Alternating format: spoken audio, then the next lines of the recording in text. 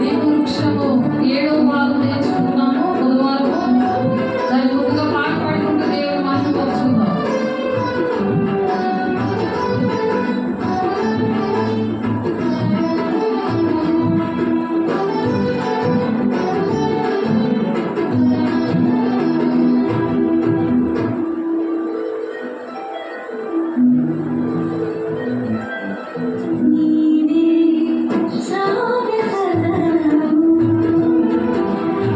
నీవే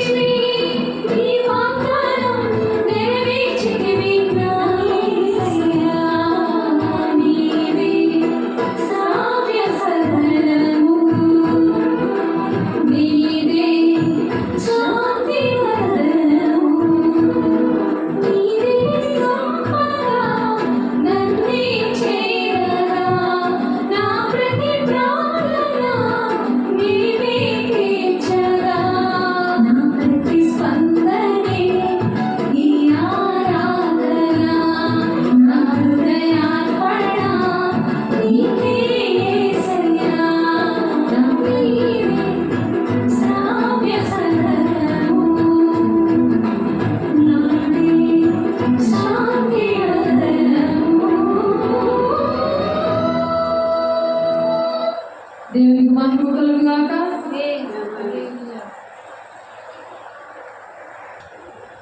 దీప వృక్షము 7 ఎపిసోడ్ మనము పార్ట్ 7 నేర్చుకుంటున్నాము. అందరి బట్టి దేవునికి కోట్లాది వందనాలు చెల్లిస్తూ దేవుడే మనతో ఉండి మరి నేర్పించులాగిన దేవుని కోరుకుంటూ మలాకి 3వ అధ్యాయము 1వ వచనం చదువుకుందాం. ఇదిగో నాకు ముందుగా మార్గం సిద్ధపరచుటకై నేను నా దూతను పంపుచున్నాను. దేవుడు మార్గాన్ని సిద్ధపరచడానికి ఒక దూతను పంపిస్తున్నాడు. వాక్యము మనకి అర్థం అవ్వాలంటే ఇప్పుడు దేవుడు చెప్పినవన్నీ కూడా దేవుని రాజ్యాన్ని వెళ్ళడానికి ఉపమానాలు, ప్రవచనాలు మర్మముగా ఉన్నాయి. అవి మొదట దేవుడు ఎవరికి ఇచ్చారని ఉంది వాక్యము. దేవుడు యేసయ్యను పంపించారు. ఫస్ట్ దేవుడు ఆ మూయబడిన ఆ గ్రంథము తండ్రి దేవుడు ఏంటంటే యేసయ్యకి అది విప్పేలాగా సహాయం చేశారని మనం చెప్తున్నాం. అది తండ్రి అయిన దేవుడు కుమారుడైన యేసయ్యకి ఇచ్చినప్పుడు యేసయ్య ఏమొచ్చి దేవదూతకి ఇచ్చారు. ఆ దేవదూత ఏం చేసింది, యోహాను గారికి అప్పచెప్తే యోహాను గారు మరి ఎవరికి ఇచ్చారు, సేవకులు. ఎవరైతే దేవుని మార్గాలని సరళము చేయడానికి బాప్తిస్మం ఇచ్చే యోహాను ఏం చెప్పారు, దేవుడు యేసయ్య వస్తుంటే యేసయ్యకి మార్గం సరళం చేయడానికి నేను ఒక శబ్దముగా నేను వచ్చానని చెప్పాడు. యోహాను 3వ అధ్యాయంలో ఉంటుంది. ఇందాక చెప్పింది ప్రకటన 1వ అధ్యాయం 1వ వచనంలో ఉంటుంది. మీకు చక్కగా చదువుకోండి, మరలా చదువుకోండి. ఇది చాలాసార్లు చెప్పడం జరిగింది. ఇదిగో నాకు ముందుగా మార్గం సిద్ధపరచుటకే నేను నా దూతను పంపుచున్నాను అంటున్నారు. అందుకే ఆ దూతని మార్గాన్ని సిద్ధపరచడానికి దూతను పంపిస్తున్నారు. ఆ దూతగా నీవు నేను కూడా ఉండొచ్చు. దేవుని బిడ్డలకి ఒక దూతలాగా మనం వెళ్ళి ఆదుకోవచ్చు. ప్రతి దేవుని రాజ్యానికి వెళ్ళడానికి ఆ మర్మమైన విషయాలని మనము బోధించాలని ఉందా లేదా? దేవదూతగా అమ్మ దూతలా వచ్చి నన్ను కాపాడేవమ్మా అంటారు, దేవుడిలా వచ్చి నన్ను కాపాడేవమ్మా అంటారు. అలాగా దేవుని విషయాలలోనే కాకుండా భూలోకంలో ఉన్నాం కాబట్టి భూ సంబంధమైనవి కూడా వాళ్ళకి మంచి చెడ్డ చూస్తూ వాళ్ళకి ప్రేమను, దేవుని ప్రేమను అందిస్తూ ఆ దూతలాగా టైంకి ఆదుకోవాలన్నమాట. ఆపత్కాలంలో నమ్మదగిన సహాయకుడు ఉంది దేవుడు. దేవుడు పిల్లలుగా నువ్వు ఉన్నావా? నువ్వు ఆదుకుంటున్నావా అని మనలో మనమే క్వశ్చన్ వేసుకోవాలి. ప్రతి క్షణం అలా నేను ఎలా ఉన్నాను, దేవుని బిడ్డగా ఉన్నానా, దెయ్యం పిల్లలాగా ఉన్నానా, దేవుని దూతగా ఉన్నానా, దెయ్యం దూతగా ఉన్నానా? దెయ్యం దూతను చూపించాను నీకు, ఏమా నీకు చూపించాను. ఆ దెయ్యం దూత వచ్చి ఏం చేస్తుంది? చెడు ఆలోచనలు చెప్పి అన్ని చెడు పనులే చేయిస్తూ ఉంటుంది. ఆ మనుషుల ఆ దూత వచ్చి అలా ప్రేరేపిస్తూ ఉంటుంది. కాబట్టి దేవుడు మనల్ని చక్కగా దేవదూతల్లాగా దేవుడు ఎంచుకున్నాడు. తన పరిచారకులను దేవదూతలుగా ఎంచుకున్నారని వాక్యం ఉంది. అది కూడా చాలాసార్లు మీరు విన్నారు. హెబ్రీయులకు రాసిన పత్రిక 7వ అధ్యాయం 1వ వచనంలో ఉంటుంది. అలాగే కీర్తనలో 103వ కీర్తనలో కూడా 20వ వచనంలో ఉంటుంది. ఆయన పరిచారకులుగా, దేవదూతలుగా, ఆయన పరిచారకులుగా దేవుని పిల్లల్ని ఎంచుకోవడానికి ఇష్టపడుతున్నారు. ఇదిగో నాకు ముందుగా మార్గము సిద్ధపరచుటకై నేను నా దూతను పంపుచున్నాను, మీరు వెలుగుచున్న ప్రభు అనగా మీరు కోరు నిబంధన దూత తన ఆలయమునకు హఠాత్తుగా వచ్చును. ఇదిగో ఆయన వచ్చుచున్నాడని సైన్యములకు అధిపతి యెహోవా సెలవిచ్చుచున్నాడు. కాబట్టి యెహోవా దేవుడు సెలవిస్తున్న ఈ మాటలు, ఆ దూత ఎవరంటే యేసయ్య. మన మన ప్రాణాలని కాపాడడానికి, పాపము నుండి శాపము నుండి విడిపించడానికి తన ప్రాణం పెట్టి మనల్ని కోరుకున్నాడు ఆయన. అది ప్రకటన 5:9 ఉంటుంది. నానా భాషలు మాట్లాడేవారిని, నానా దేశంలో ఉన్నవారిని మరి నేను రక్తం ఇచ్చి కొన్నాను అంటున్నాడు ఆయన. ప్రేమించిన వాళ్ళని రక్తం ఇచ్చి కొంటారు. మనం డబ్బులు ఇచ్చి కొంటున్నాం ప్రతిదీ కూడా. రక్తం ఇచ్చి ఏదైనా కొన్నారా? చెప్పండి. కొనలేదు కదా. కొన్నారేంటి? రక్తం ఇచ్చి ఏదైనా కొనుక్కున్నారా? ఫ్రీ బ్లడ్ బ్యాంక్ అని ఉంది, ఫ్రీగా ఇస్తాం. ఎవరికైనా రక్తం అవసరం అయితే ఫ్రీగా ఇస్తాం. అందుబట్టి దేవుడి పిల్లలు అలా ఇస్తారు. ఒంట్లో ఉన్న అవయవాలు కూడా చచ్చిపోతే ఆ అవయవాలు కూడా ఇస్తుంటారు. నేను చనిపోతే నా అవయవాలు ఇలాగా ఇవన్నీ లేని వాళ్ళకి ఇవ్వండి అని డోనర్స్ ఉంటారు. ఎవరు? దూతలు అన్నమాట, దేవుని పిల్లలు. మరి గాబ్రియేలు దూత వచ్చి నువ్వు కన్య మరముకి వచ్చి, కన్య పరిశుద్ధంగా ఉన్న కన్య. ఇప్పుడు చాలామంది ఎలా ఉంటున్నారు? పరిశుద్ధంగా ఉంటున్నారా? నీ దేహము దేవునికి ఆలయమై ఉన్నది అంటున్నారు. ఆ పాట ఇప్పుడు పాడుకున్నాం కదా, దేహానికి దేవుడు ఆలయంగా ఉన్నాడని.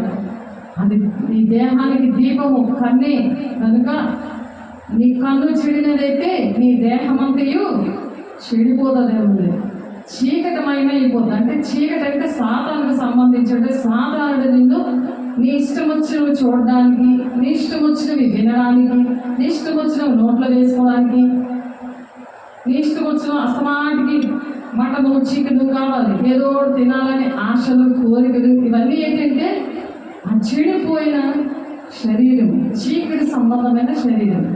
తండ్రి చిత్తాన్ని నెరవేర్చడమే నాకు ఆహారమై ఉంది అన్నవాడికి ఇది ఆకలిగా ఉంటుంది.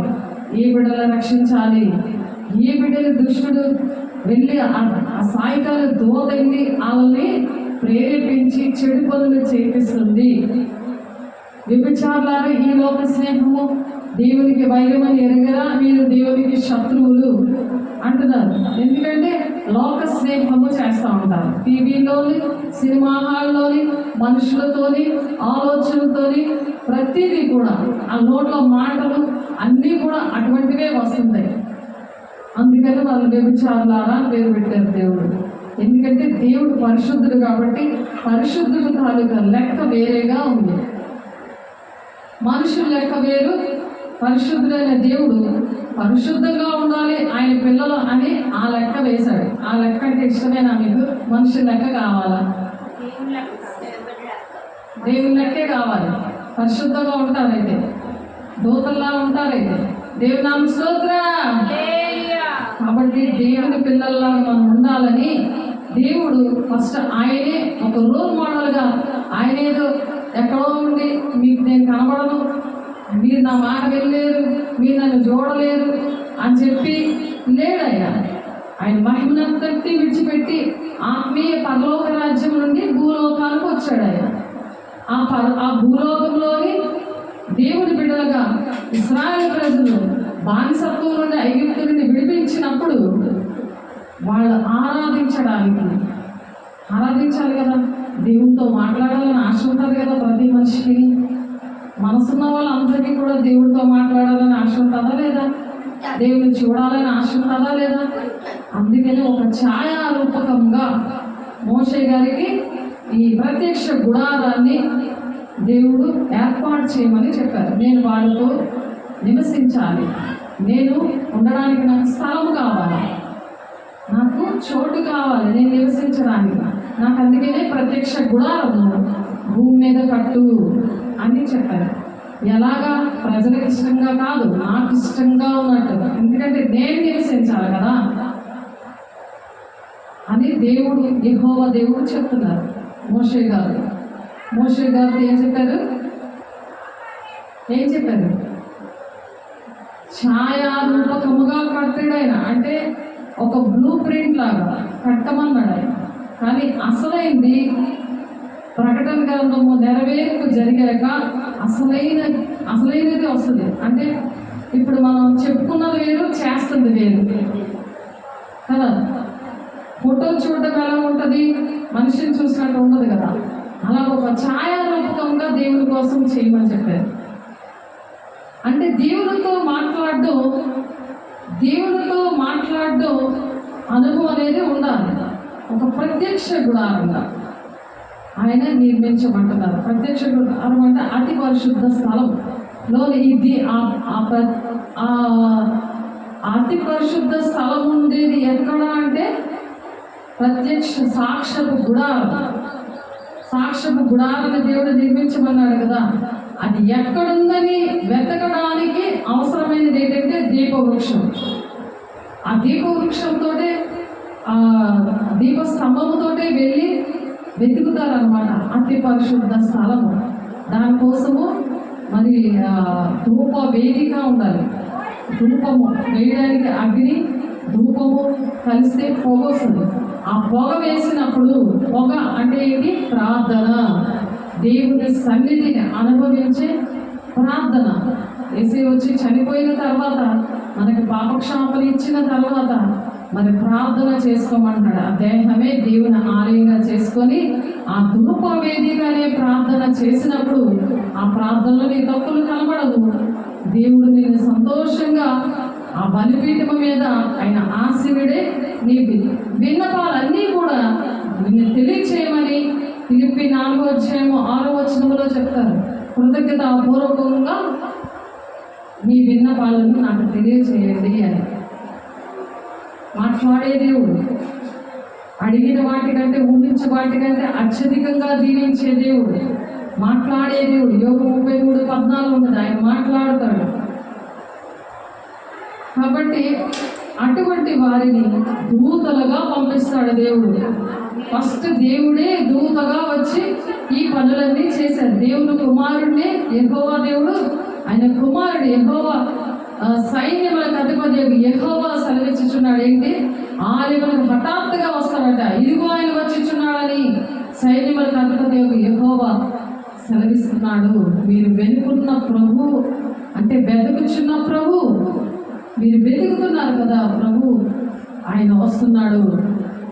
ఆయన మిమ్మల్ని రక్షించడానికి, పాపక్షాపణ ఇవ్వడానికి, మానవాళికి రక్షణ ఇవ్వడానికి వస్తున్నారు అని చెప్తున్నారు. యెహోవా నియమించిన భయంకరమైన ఆ మహాదేవుడు రాక మునుపు నేను ప్రవక్త యొక్క ఏలియాను మీ యొద్దకు పంపుచున్నానని ఏలియా ఒక దూత. అలాగే దేవుని భక్తులని పంపిస్తున్నారు. ఇక్కడ వైజాగ్ నుండి విజయనగరం నన్ను పంపించారు. నాకు తెలియదు నేను సేవకురాలు అవుతాను, పాస్టర్ని అవుతానని నాకు తెలియదు. ఎప్పుడైతే మేడగది అనుభవం, ఈ దేవుడు మాట్లాడతాడు అనే అనుభవం, అపోస్తుల బోధలు దేవుడు పెంచుతున్నారో ఆ వాక్యం చెప్తున్నప్పుడు స్వాతి అనే అమ్మాయికి ఆత్మీయ నేత్రాలు తెరిచి దేవుడు దోత వచ్చి ఇలా వాక్యం చెప్తున్నట్టు చూసింది. అమ్మాయి నా రూపం చూడలేదు, దేవదూత ఇక్కడ నిలబడి చెప్తున్నట్టు తను చూసింది.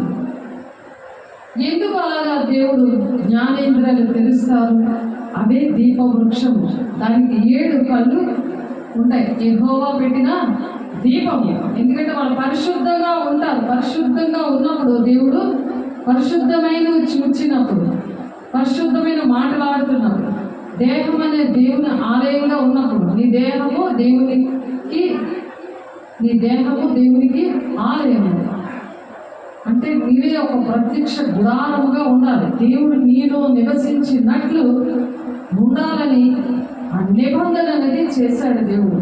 ఆయన ఆజ్ఞలు పాటిస్తే ఆయన బిడ్డలుగా ఉంచుతాడంట. ఆయన సొత్తైన ప్రజలుగా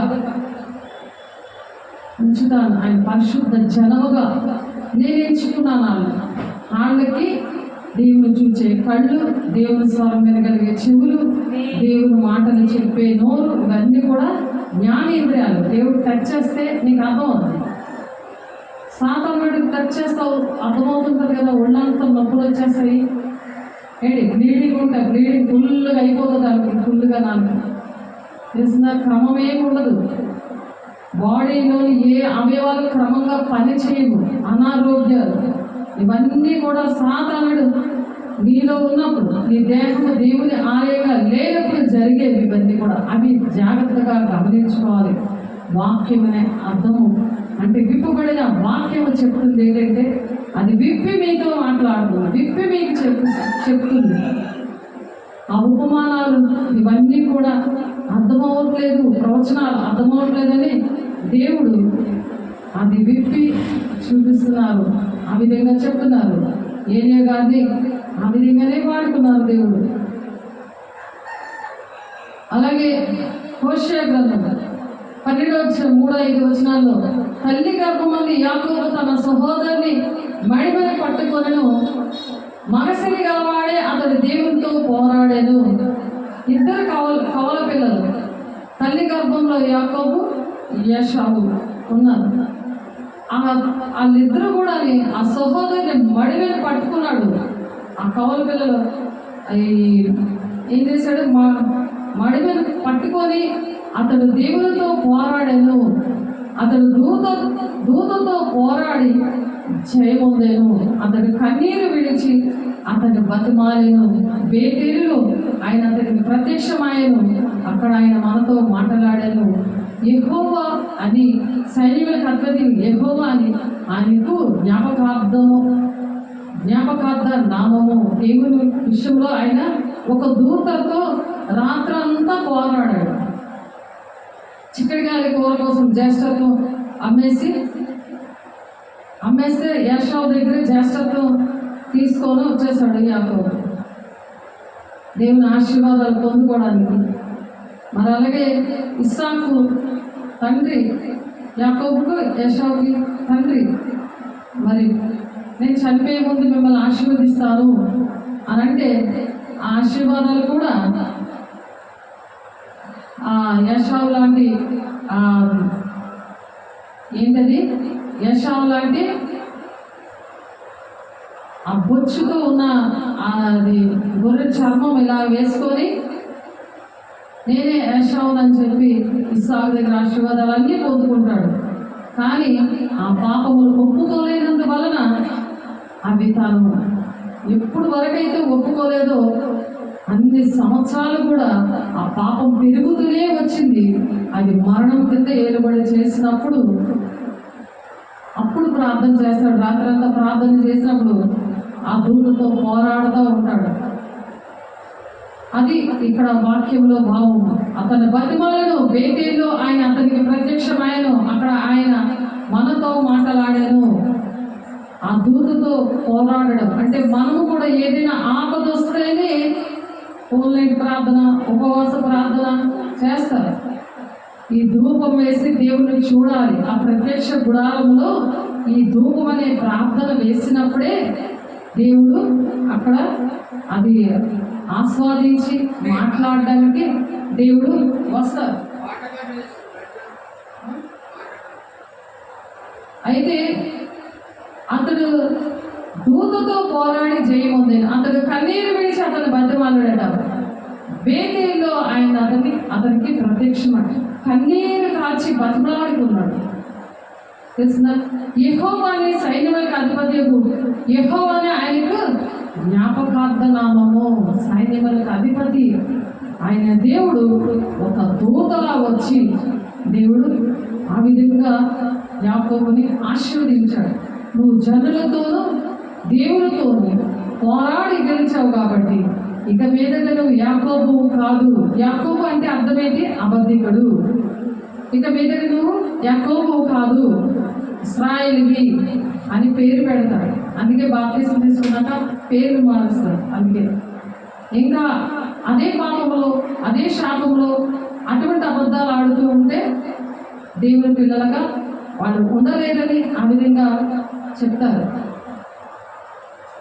అలాగే అతడు యోసేపును దీవించగా పితరులైన అబ్రహాము ఇస్సాకును ఎవరి ఎదుట నడుచుచుండిరో ఆ దేవుడు నేను పుట్టినది మొదలుకొని నేటి వరకు ఎవడు నన్ను పోషించనో ఆ దేవుడు అనగా సమస్తమైన కీడులలో నుండి నన్ను తప్పించిన దూత ఈ పిల్లలను ఆశీర్వదించునుగాక. నా పేరును అబ్రహాము ఇస్సాకులను నా పితరుల పేరును వారికి పెట్టబడును గాక, భూమి యందు వారు బహుగా విస్తరించుదురుగాక అని చెప్పాను. ఇది ఆది కాండము 48:15 నుండి 16 వచనాలు. యోసేపును ఏ విధంగా దీవించారో మరి ఆ విధంగా సమస్తమైన కీడులో నుండి మరి దూత నన్ను తప్పించాడు, ఈ పిల్లలను ఆశీర్వదించును గాక, నా పేరును అబ్రహాం ఇస్సాకులను నా పితరుల పేరును వారికి పెట్టబడును గాక అని చెప్పి ఇక్కడ చెప్తున్నారు. యోసేపును దీవించి దేవుడు ఆ విధంగానే ఎప్పుడైతే మనము దేవుని బిడ్డలుగా ఉంటామో దూతల్లాగా అనేక మందిని దీవించే వారిగా దేవుడు మనల్ని చేస్తారని ఈ మాటలు చెప్తున్నాను. ఎందుకంటే దీప వృక్షము ఏం చేస్తుందంటే ప్రార్థన చేస్తుంది. దీప వృక్షముగా ఉండి రాత్రి మొదలుకొని అలా ప్రార్థన చేస్తుంది. రాత్రి 6 గంటల నుంచి నిర్గమాకాండంలో ఉంటుంది. 27 వచ్చే మళ్ళా ఒకసారి చూద్దాము. నిర్గమాకాండము 27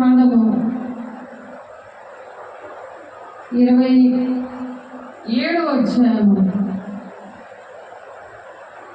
ఎప్పుడు అలాగ దూతల్లాగా తయారవుతారు, దేవుని పిల్లల్లాగా తయారవుతారు అంటే దీప వృక్షంలా వాళ్ళు పని చేయాలి. దేవుని ఇంటిలో మరి ఉపకరణాలుగా వాళ్ళు పని చేయాలి.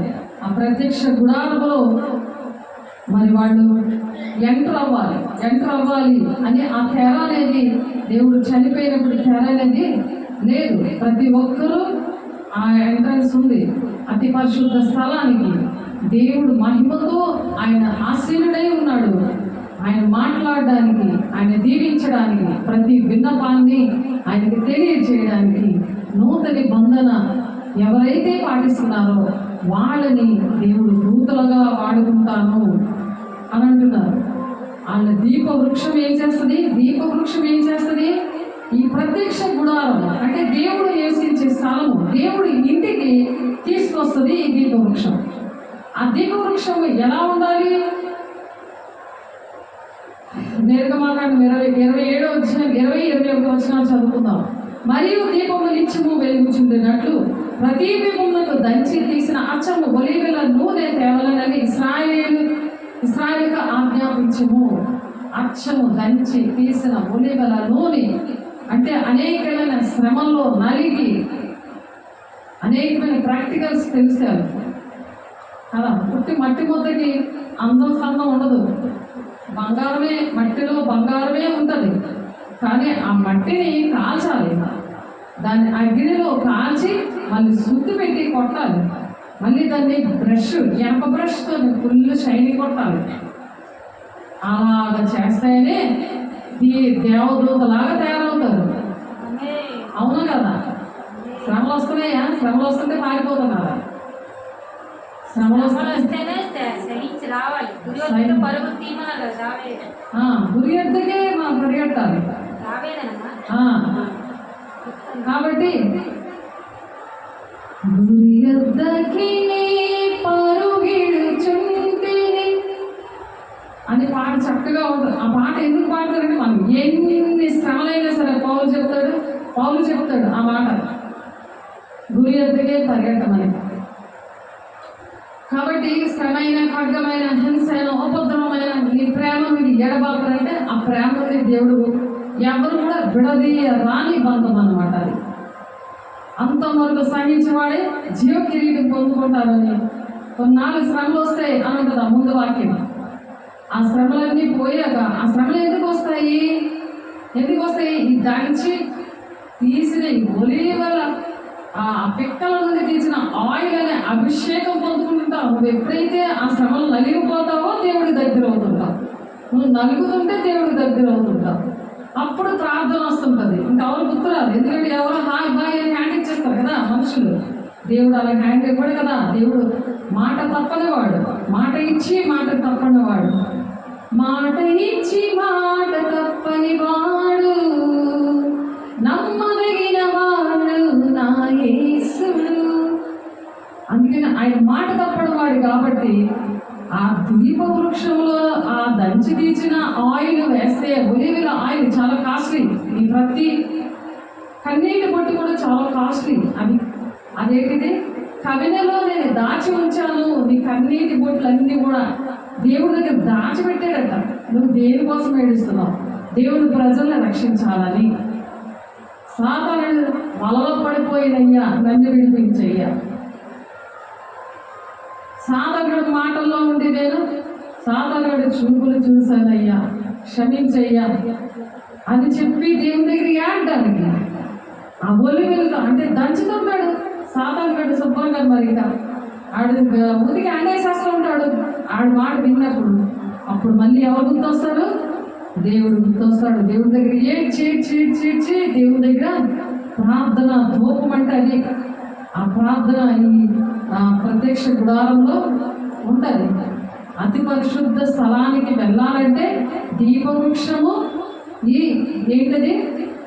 ఈ ధూప వేదిక ఉంటుంది. ధూపము వేయడానికి ఆ ధూప వేదికలో మరి ఆ పొగ ఆ రెండు కూడా కలిసినప్పుడు అగ్గిని ఆ ధూపం వేసే అది ఆ సాంబ్రాణి అవి ఉంటాయి కదా, అవి రెండు కలిసినప్పుడు పొగ వస్తుంది. ఎప్పుడైతే నీకు ఆ శ్రమ వస్తుందో, ఆ శ్రమ వచ్చినప్పుడు దేవుడు నమ్మదగిన వాడు కాబట్టి దేవుని దగ్గర నిలబడి దేవుని దగ్గర మోకరించి దేవుని దగ్గర కన్నీరు కారుస్తూ అడిగినప్పుడు దేవుడు ఏం చేస్తారు?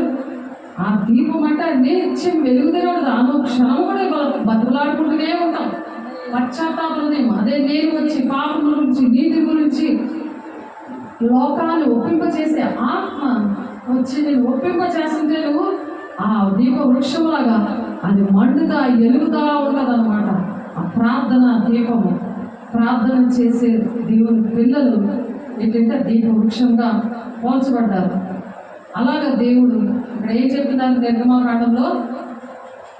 మరియు దీపం నిత్యము వెలుగుచుండునట్ల ప్రదీపమునకు దంచి తీసిన అచ్చము ఒలీవల నూనె తేవాలని ఇశ్రాయేలీయులకు ఆజ్ఞాపించు అని మోషేతో చెప్తున్నారు. మోషే ద్వారా మనుషులతో మాట్లాడేవాడు. స్వరం అనేది దేవుడు మోషేతో మాట్లాడేవాడు. దేవుడు ఏర్పాటు చేస్తున్న దూతగా మోషే ఆనాడు ఇశ్రాయేలు ప్రజల్ని నడిపించాడు. ఆ దేవుడు ఆ మోషే గారి ద్వారా ఏమి మాట్లాడితే ప్రజలు వినడానికి ఎంత దూరం ఉన్నా సరే దేవుని చూడడానికి, దేవుని సన్నిధిని అనుభవించడానికి, దేవుని మాటలు వినడానికి వచ్చేవారు అన్నమాట. ఒలీవల నూనె తేవాలని ఇశ్రాయేలుకి అందుకని ఆజ్ఞాపించాడు. అది భౌతికంగా ఉంది.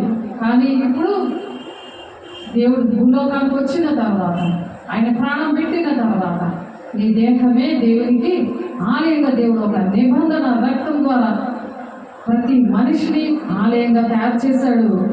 అది సాక్షులు మందసము ఎదుటనున్న తెరకు వెలుపల ప్రత్యక్ష గుడారంలో అహరోను అతని కుమారులు సాయంకాలం మొదలుకొని ఉదయం వరకు యెహోవా సన్నిధిని దాన్ని సవరించవలను. అది ఇశ్రాయేలుకు వారి తరతరములకు నిత్యమైన కట్టడ. 1000 తరాల వరకు దీవెన అని 10 ఆజ్ఞల్లో దేవుడు ఎందుకు చెప్తున్నారంటే ఆనాడు ఇశ్రాయేలు ప్రజల్ని, అహరోను గారు వారి సంపద వారు ఇశ్రాయేలు ప్రజల్ని నడిపించడానికి నిత్యమైన కట్టడగా మరి దీపవృక్షాన్ని పెట్టారు. ఇప్పుడు మనిషినే ఒక దీపవృక్షంలా అనేక మందిని వెలిగించే మరి దేవుని బిడ్డగా దేవుడు ఏర్పాటు చేసుకున్నారు. ఆవగింజంత విశ్వాసం ఉంటే ఈ కంబల చెట్టుని తీసి సముద్రంలో పడమని ప్రార్థన చేస్తే అది ఆ కంబల చెట్టు దాని అంతటా అదే వెళ్ళి సముద్రంలో పడిపోతుంది. అటువంటి విశ్వాసం ఇంత ఆవగింజ ఏం చేస్తుంది? అంత విశ్వాసం. ఆ ఆవగింజన కూడా ఆ విశ్వాసం ఏంటి? పెద్ద చెట్టులాగా అవుతుంది. పెద్ద చెట్టు ఆవగింజ చెట్టు పెద్దదవుతుందా చిన్నదవుతుందా? పెద్దదవుతుందా? దాని మీద నివసించడం, దాని మీద ఆధారపడుతున్న వాళ్ళు అనేకమైన పక్షులు అంటే ఆత్మలు నీ మీద నువ్వు ఆవగింజంత విశ్వాసం ఉంది. నువ్వు ఎప్పుడైతే దేవుడు మాటలు వింటావో దూతల్లాగా దేవుడు చాలా మందిని దేవుడు ఎంచుకున్నారు. ఆ దూతలు ఎవరు చెప్తున్నారో ఆనాడు మోషే గారిని నడిపించడానికి, ఇశ్రాయేలు ప్రజలు నడిపించడానికి ఎంచుకున్న దేవుడు ఈరోజు మీకోసం నన్ను ఎంచుకున్నారు. కాబట్టి ఆ మాటలు విని దాని ప్రకారం నడిచినప్పుడు దేవుడు ఏం చేస్తానంటున్నారు? అనేక మంది నడిపించడానికి, అంటే నిన్ను ఒక చెట్టుగా ఉంచి నీ మీద ఒక నివాస స్థలంలో అలా పెట్టుకుంటారు. నివాస స్థలం గూడులు కడతాయి కదా పక్షులు అంటే ఆత్మలు. పెద్ద చెట్టు చిన్న ఆవగింజంత విశ్వాసం నీకుండి నువ్వు మాట వింటే, నువ్వు విశ్వసిస్తే, దేవుడిని నమ్మితే, దేవుని సేవకులను నువ్వు నమ్మి ఏ శ్రమస్తే పారిపోయే బ్యాచ్లో ఉండకుండా, ఆ పారిపోయే బ్యాచ్లో ఎవరు? శరీరానుసారమైన దుఃఖము వాళ్ళని వెంటాడుతూ ఉంటుంది. సాతానుగాడు నీకేది జరిగింది, నువ్వెందుకు వెళ్తున్నావు, ఇలాంటి సాతానుగాడు వెళ్ళి వాళ్ళు ఆ గురుగులు గోధుమల విత్తిన దగ్గర గురుగులు వేసేసినప్పుడు వాళ్ళు మాట వినకుండా, సేవకులతో కాంటాక్ట్ లేకుండా, ప్రార్థన చేయకుండా, ఆ దర్శనం ప్రవచనాలు అవన్నీ పోగొట్టుకొని, దేవునితో మాట్లాడే అనుభవం పోగొట్టుకొని, సేవకులతో మాట్లాడకుండా వాళ్ళు ఎలా ఉన్నారు అనే విషయాలు ప్రార్థన చేయాలి. ఏ ఒక్కరూ నశించుకోవడం దేవునికి ఇష్టం లేదు. కాబట్టి దేవుని దగ్గర బతిమలాడుకుంటూ ఈ ఆవగింజంత చెట్టు ఏం చేస్తుంది? పెద్ద వృక్షముగా చేరి అనేకమైన పక్షులకి నివాస స్థలముగా ఏర్పడుతుంది. అంటే అనేకమైన ఆత్మల కోసం ప్రార్థన చేసే దీపవృక్షముగా తయారవుతుందంట. అలా ఉండాలని దేవుడు ఆశపడుతున్నారు. మరి మలాకి రాసిన పత్రిక 3వ వచనం 1వ వచనం చదువుకున్నాం. 2వ వచనంలో అయితే ఆయన వచ్చు దినమును ఎవరు సాధింపగలరు? అలా ఉన్నప్పుడు దేవుడు వస్తున్నాడు. వచ్చినప్పుడు దేవుని బిడ్డలైతే ఎప్పుడు వస్తాడా దేవుడు? ఎప్పుడు దేవుని రాజ్యాన్ని నేను వెళ్తాను, దేవునితో సదాకాలం నేను ఉంటాను. దేవుడు అసలు కోరుకున్నది ఏంటి? మానవుల దగ్గర దేవుని పిల్లలతో, దేవుని ప్రజలతో నేను కలిసి ఉండాలి, యుగ యుగాలు దేవుని పిల్లలతో నేను ఉండాలి అని ఒక ఆశ కలిగి, పరలోకంలో ఏ విధంగా అయితే మరి ప్రత్యక్ష గుడారం పరలోకం ఉందో ఆత్మే పరలోకం, భూలోకంలో కూడా ప్రత్యక్ష గుడారం ఉండాలి అని దేవుడు ఆశపడి ఆ విధంగా నిర్ణయించాడు. ఆయన ఆశపడ్డాడు. ఎవరైతే అలా ఉన్నారో వాళ్ళ దగ్గరికి దేవుడు రావడానికి, వాళ్ళే ప్రత్యక్ష గుడారంగా, అతి పరిశుద్ధ స్థలముగా, వాళ్ళలో నివసించడానికి, వాళ్ళతో సంచరించడానికి దేవుడు రావాలని ఇష్టపడుతున్నారు. ఇష్టపడి ఏం చెప్తున్నారు? అటువంటి వారికి భయమేదు. ఎవరైతే సిద్ధంగా లేరో, నేను దొంగవలే వస్తున్నాను అన్నది వాక్యం. దొంగవలే రావడం అంటే ఏంటి? హఠాత్తుగా వస్తాడు దేవుడు. నువ్వు సిద్ధపడి ఉండాలి. ఇప్పుడు ఏంటి? కృపకాలం. ఆయన అన్నీ నేర్పిస్తున్నారు, అన్నీ అర్థమయ్యేలా చెప్తున్నారు. విప్పబడే వాక్యం ద్వారా ప్రతి దానికి కూడా అర్థం చెప్తున్నారు. ఆ ఉపమాన భావాలు, ప్రవచనాలకు అర్థాలు, ప్రవచనం నెరవేర్పు ఎలా జరిగింది ఏంటి అనే పరిస్థితులన్నీ చెప్తున్నప్పుడు, అది అర్థం చేసుకున్నప్పుడు వారు సహించగలరు, వారు ఓర్చుకోగలరు. ఆయన అగపడగా ఎవరు ఓర్వగలరు? ఆయన కంసాలి అగ్ని వంటి వారు, చాకలి వాని సబ్బు వంటి వాడు. కాబట్టి వెండిని శోధించి నిర్మూలన చేయవాడైనట్టు కూర్చొనియుండును. లేవీయులు నీతిని అనుసరించి యెహోవాకు నైవేద్యములు చేయనట్లు వెండి బంగారములను నిర్మలము చేయు రీతిని ఆయన వారిని నిర్మూలనగా చేయను. వెండిని ఏ విధంగా నిర్మూలన చేస్తారు. ఏ విధంగా ఆ సబ్బుతోటి, చాకలి సబ్బుతో ఎలాగైతే ఉతుకుతాడు ఆ విధంగా పరిశుద్ధపరుస్తాడంట. వెండిని శోధించి నిర్మలము చేయవాడనైనట్టు, అంటే క్లియర్గా వెండి చక్కగా తెల్లగా చక్కగా చేస్తాడు. వెండిని కంసాలి అలా చేస్తాడట. మరి నీతిని అనుసరించి యెహోవాకు నైవేద్యములు చేయనట్లు వెండి బంగారములను నిర్మలము చేయు రీతిని ఆయన వారిని నిర్మలులుగా చేయును. అలాగా పరిశుద్ధులుగా చేస్తారట. వెండిని బంగారాన్ని ఏ విధంగా అయితే కంసాలి చేస్తాడో ఆ విధంగా పరిశుద్ధపరుస్తాడంట దేవుడు. అటు విధంగా పరిశుద్ధపరిచిన వాళ్ళు దీపవృక్షముగా వాడబడగలరు. అలా వాడబడి ఆ ప్రాక్టికల్గా అనుభవించే దానికి శ్రమలు వస్తాయి. సాతాను శోధనలు పెడతాడు. అది జయించేవాడు ధన్యుడు, వారికి జీవ కిరీటం ఇస్తానంటున్నాడు. అంత వరకు దేవుడు వచ్చే వరకు కూడా శోధనలు వస్తాయి, వేదన వస్తుంది, దుఃఖం వస్తుంది. అవన్నీ కూడా జయించాలి అంటున్నారు. మా దేవునికి వారిని ఒక రాజ్యంగాను యాజకులుగాను చేసేటివి కనుక వారు భూలోకమందు ఏలుదురని క్రొత్త పాట పాడుదురు. క్రొత్త పాట అంటే విప్పబడిన వాక్యం. దేవుడు విడమర్చి విప్పి అన్నీ కూడా ఉపమానాల్లో కాకుండా విడమర్చి చెప్పే కాలం ఇది. ప్రకటన 5:10 ఉంది. అలాగే ఇన్నాళ్ళు అర్థమైంది కాదు కదా వాక్యం. అలాగే ఎవరు కూడా చెప్పేవారు కాదు. అలాగే కీర్తన 50:14 దేవునికి స్తుతియాగము చేయము, మహోన్నతునికి నీ మొక్కుబడులు చెల్లించుము అంటున్నారు. వెంటనే మొక్కుబడులు చెల్లిస్తారు. దేవుని సన్నిధిలో ఆ విధంగా ఉంటారు. అలాగే కీర్తనలు 50:23 స్తుతియాగం అర్పించేవాడు నన్ను మహిమపరచుచున్నాడు, నేను వానికి దేవుని రక్షణ కనపరిచినట్లు వాడు మార్గము సిద్ధపరచును. దేవునికి ఎప్పుడు కూడా మనం ప్రతి శ్రమలోనైనా ఒకలాగా ఉండాలి, శ్రమలోనైనా ఒకలాగా ఉండాలి, సంతోషంలో కూడా దేవుని స్తుతియాగం అర్పించాలి. యోగు అలాగే స్తుతులు అర్పిస్తాడు. అది కీర్తనాకారుడు 50:23 అప్పుడు వాళ్ళకట వాళ్ళ మార్గాలు సిద్ధం చేస్తూ ఉంటాడంట.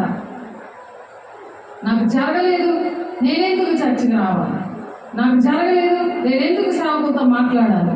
సేవకులు మరి ఆత్మీయ బిడ్డలు, నీతో పాటు ఉన్న విశ్వాసులు, నీతో పాటు ఉన్న శిష్యులు, నీలాగే దేవుడు ప్రేమని సేవకులు ప్రేమించిన వారితో నేను ఎందుకు మాట్లాడాలి అని అనుకోరు. అప్పుడు వారి మార్గాలు అంటే సిద్ధపరుస్తాడట. అది కీర్తన 50:23 ఉన్నది. ఎప్పుడు ఒకలాగే ఉండాలి, ఎప్పుడు దేవుని స్తుతించాలి, సేవకులు కూడా ఇష్టపడాలి, సేవకులతో మాట్లాడాలి. ఇటువంటి విషయాలు నేర్చుకొని సాతాను దూత నిన్ను నడిపించకుండా ఆఫ్ చేసేది సేవకులే, నీకు బాప్తిసం ఇచ్చిన సేవకులే. వాళ్ళు నీకోసం కన్నీరు కాల్చుతుంటే, వాళ్ళు నీకోసం అనేకమైన మర్మాలు నువ్వు మాట్లాడుతున్నప్పుడు నీకు ఏమి కావాలనేవి దేవుడు డైరెక్ట్గా మాట్లాడేది సేవకుడు స్వరం ద్వారానే నీతో మాట్లాడుతుంది. ఆనాడు మోషే గారి ద్వారానే ఇశ్రాయేలు ప్రజలతో దేవుడు మాట్లాడిన దేవుడు ఈనాడు కూడా సేవకుల స్వరం ద్వారానే దేవుడు మీరు మాట్లాడినప్పుడు అప్పుడు వాళ్ళకి ఏది చెప్పాలో అది ఆ జ్ఞానం ఇచ్చి మీకోసం మమ్మల్ని వాడుకుంటారు, మమ్మల్ని ఒక పాత్రగా వాడుకుంటారు. మొత్తం 10:20 ఉంటుంది అన్నమాట.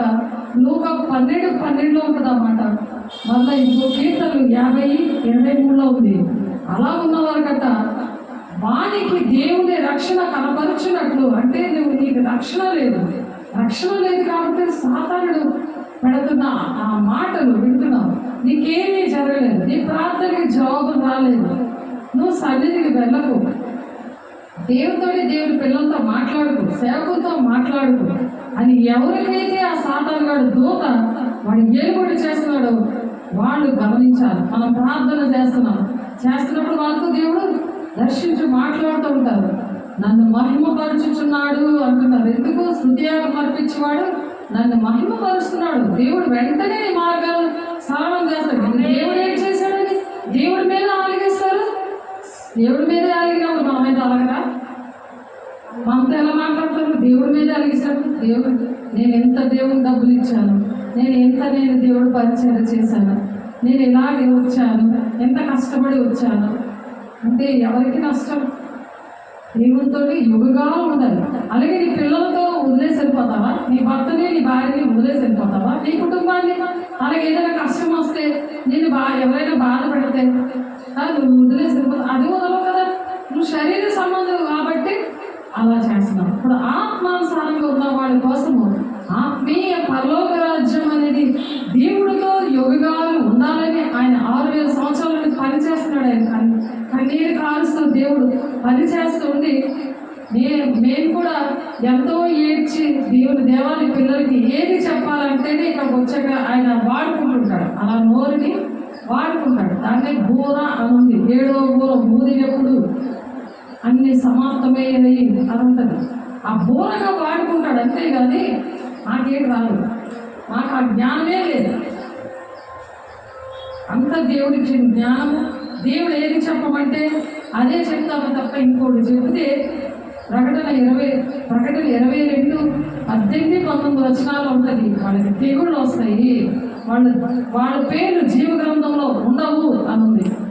యాకోబు 3:1 కూడా కఠినమైన తీర్పు వాళ్ళకు ఉంటుంది. అలా బోధ చేసేవారికి కరెక్ట్గా బోధ చేయకపోతే అది మీరైనా నేనైనా మరి నేను మీకు నేర్పిస్తే కదా మీరు బోధిస్తారు. ఇంకొకరికి సువార్త చెప్తారు. ఇంకొక బిడ్డలు కన్నీరు కాస్తున్న వాళ్ళకి సాక్ష్యము దేవుడు మాటలు వివరించి చెప్పాలంటే కరెక్ట్ వాక్యం, సత్యవాక్యం, విప్పబడిన వాక్యం, దేవుడు ఏది చెప్పారు అది అక్షరం ఇటు అటు అవ్వకుండా చెప్పాలి అని ఉంది వాక్యం చెప్తుంది. ఎందుకంటే మనతో ఏంటి రాదు, ఎవరు మనతో రారు. దేవుడు చెప్పిన మాటలు మాత్రమే మనం చెప్పాలి. దానికి మతము కులము అనేది భేదం లేదు. అందరూ ఒకటే. దేవుడు అందరినీ ప్రేమించి అందరి కోసం ప్రాణం పెట్టాడు.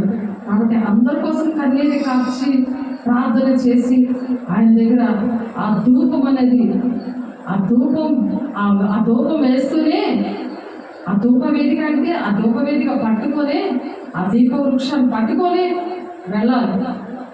ఎక్కడికి? ప్రత్యక్ష గుడారంలో ఉంటాడు ఆయన. ప్రత్యక్ష గుడారంలో అహరోను కర్ర, మరి ఇంకేంటి ఉంటుంది? మన్నా గల పాత్ర అంటే వాక్యం.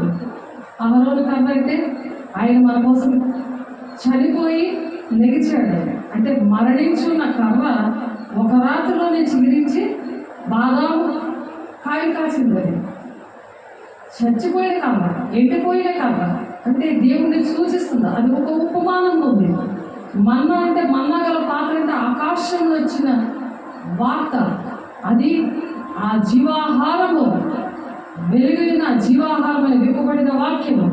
ఇంకేంటున్నాయి? 2 పలకలతో ఉన్న ఏంటిది? 10 ఆజ్ఞలు.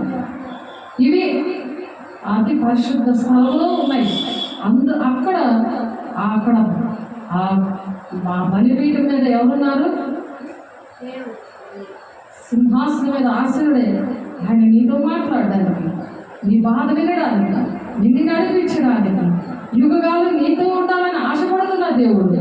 మొదటి రాకడ నుంచి ఈ అంచె దినాల వరకు ఆశపడుతున్న దేవుడు నీతో మాట్లాడాలని అక్కడ ఉన్నాడు.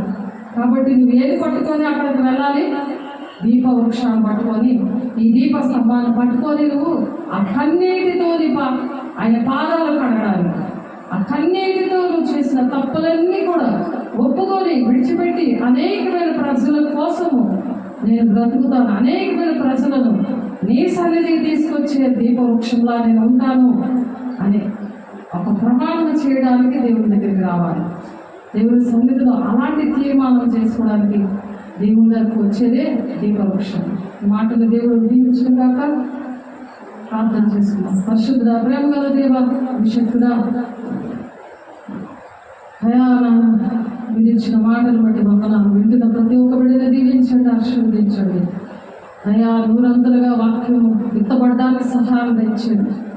అయా నా తండ్రి, గురుగులు విత్తుతున్న శాతాన్ని ఏసునామములో కాల్చండి. రోమ 16:20 ప్రకారం మా కాళ్ళ కింద చెదకొడుతున్నాను. నీ బిడ్డలకి నేను అగ్ని వచ్చి మేఘ స్తంభాన్ని ఉంచి వాక్యమైన దేవుడైనా దేవా, అయ్యా నీ మాటలు ప్రభు మేము వీరి దాని ప్రకారం నడిచి అనేక మందిని నడిపించే దీపవృక్షము వలె మేము నాన్న నీ నామానికి మహిమ తెచ్చే విడలుగా మమ్మల్ని దీవించి ఆశీర్వదించి సమస్త మహిమ ఘనత ప్రభావం మీరే పొందుకుంటున్నందుకు వందనాలు స్తోత్రాలు చెల్లిస్తూ యేసయ్య పరిశుద్ధ నామములో మంచి సాక్ష్యాల ద్వారా మేము కలుసుకోవడానికి నీకు మహిమ తెచ్చే విడలుగా మమ్మల్ని ఆశీర్వదించినందుకు వందనాలు స్తోత్రాలు చెల్లిస్తూ యేసయ్య పరిశుద్ధ నామములో బ్రతిమలాడి వేడుకుంటున్నాం తండ్రి ఆమేన్. తండ్రి యొక్క దీవెన కుమారుని యొక్క కృప పరిశుద్ధాత్మ నిత్య సహవాసం సకల లోక పరిశుద్ధులకి వాక్యం వింటున్న ప్రతి ఒక్క వేడికి సదాకాలం తోడై నడిపించును గాక. ఆమేన్. God bless you. దేవుని వందనాలు. దేవుడు మిమ్మల్ని దీవించును గాక. ఆమేన్.